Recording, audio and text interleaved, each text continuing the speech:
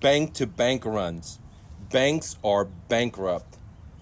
Bank president admits failure of monetary system on TV.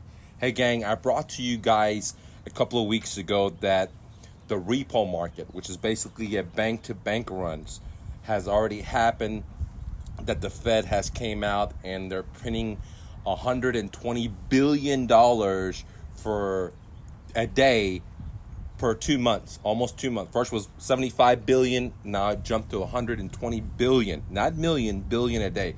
So that's already a bank-to-bank run. Now, one of the presidents of one of the biggest, largest banks in the world, I'm going to let you listen to him right now. He comes on TV and talks about how he admits to the monetary system, the fractional reserve lending, the problems that we are having with civil unrest all over the world, from Iraq to Latin America to Iran to Hong Kong to Spain to France and so on, guys, all over, from third world countries to first world countries. And I want to let you listen to the horse's mouth. Now, because of copywriting, I'm not going to be able to play the video, but I'll let you just listen to it from this gentleman. Here we go. As we approach the third decade of the 21st century, at least I can hardly remember in my 25-year career in banking a more challenging time for the financial services industry. This guy is an older gentleman. He's not like in his 20s or 30s. He looks like he's in his 60s plus. And he's been in the business of banking, with hanging out with the top elites, okay? Because he's the president of one of the biggest banks that hold so much derivatives that make the crash of 2006, 2008 like nothing. So what he's saying is, in his whole life, he's never seen the banking system being in such a bad shape. So listen to what he's saying. This is the elite.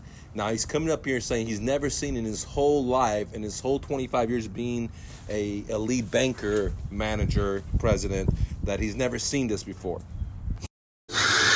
A series of geopolitical risks, from the erratic trade war between the US and China and remaining ambiguity over Brexit, to tensions in the Middle East, Hong Kong, and now recently Chile, that have created an extraordinary situation that is not only very difficult to predict, but also bears the risk of volatility in the financial markets.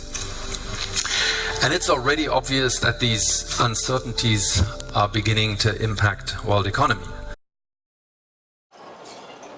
I don't know if you just heard that, but this guy just said there's risk in the markets, and it's obvious it's already impacting the economy. And this is the president of one of the world's largest banks that hold more derivatives than anyone else in the world. After a decade of global growth, there are clear signs of a slowdown. In some major economies, the warning bells of a recession are ringing, and that does include Europe. But the biggest challenge facing the European financial services industry is the persistent and structurally low interest rate environment. For more than 5 years, the euro has experienced the extraordinary situation of not just low but negative interest rates. Regarding their economic objectives, negative rates are no longer likely to be effective. With fears of a downturn mounting, we have reached a level where monetary policy is at serious risk of running out of means to cushion a real economic crisis. Wow. I would go back and listen to what he just said multiple times, because he said so many things and so simply put, so articulated, so great, unlike myself. But basically, in simple, plain terms, what he said is that there's a recession.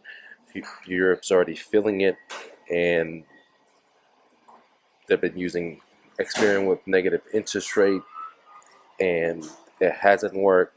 And when this thing pops, they don't have any way to not allow the fiat, which is the printing of money that's not backed by anything, collapse.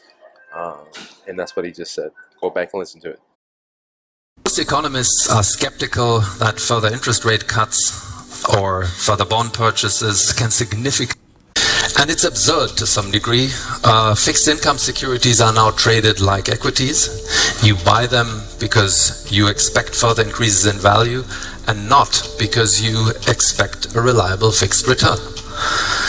Cheap money drives up asset prices, from shares to real estate, fueling the redistribution of wealth in favor of the asset-owning affluent. This is made worse by the simultaneous damage that negative rates. So to summarize it up, what he's saying is that they've been printing a whole lot of money. That's why you're seeing civil unrest all over the world right now, from Middle East all the way to Latin America to France and so on. And inflation is so high that the average person cannot own stuff, not only in America but in other parts of the world. And here we're able to live better than other parts of the world because we have the world reserve currency through the petrodollar. So that said, he's saying that the system cannot sustain this anymore of printing or going to negative interest rate because they've already test tried it in Europe, and you can see what's happening in France with the Yellow Vest movement. And why would he be saying this? Who's this? This is the president of Deutsche Bank. Well, I think it's because he knows his ship is going down, and maybe he wants to come out and tell the truth, which is exactly right. There's too much debt, there's too much printing, and most companies don't have a legitimate business. What they have is a debt business, which means they just screw because of being able to borrow money.